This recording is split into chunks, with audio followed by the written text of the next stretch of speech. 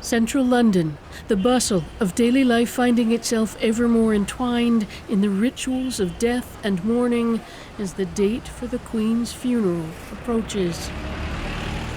But despite the busy feel, the United Kingdom is also a country on hold, all government business suspended, and right in the midst of a biting economic crisis.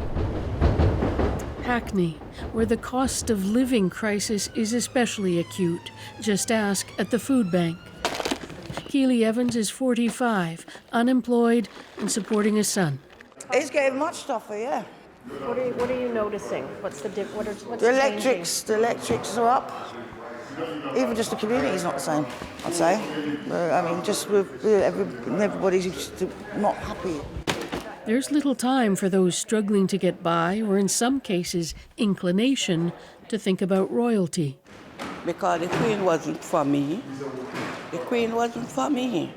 It was for the rich people. The UK's inflation rate hit 10% over the summer, the highest in 40 years here, and the highest in Europe. Stagnant wages, stagnant benefits, so that nothing is keeping up with the cost of living. A drop in donations to the Hackney Food Bank saw organisers toying with the idea of asking people to honour the Queen's memory in other ways. We were thinking of saying, don't buy flowers, give money to your food bank, because our food donations have dropped by more than 50% in the last year. Volunteer Debbie Dade says the economic crisis has been knocked off the front pages.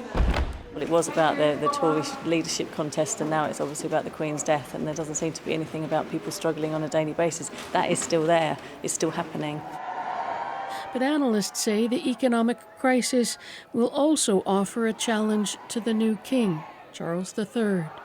He'll be very careful not to step over the line into making sort of political comment about that. But I think just by being there, I think just by touring places where people are facing great difficulty, I think that will send a signal. A careful balancing act in more ways than one. So, Margaret, so much to watch for from the royals in the days ahead. That's right, Adrienne. And given the economic climate here, people, I think, are really going to be looking for the tone that King Charles sets as he begins his reign. Will we be looking at a pared back royal family? And people are already talking about the coronation. What will that look like, even though that's still some time off? Absolutely. Margaret, thank you. Thanks for having me.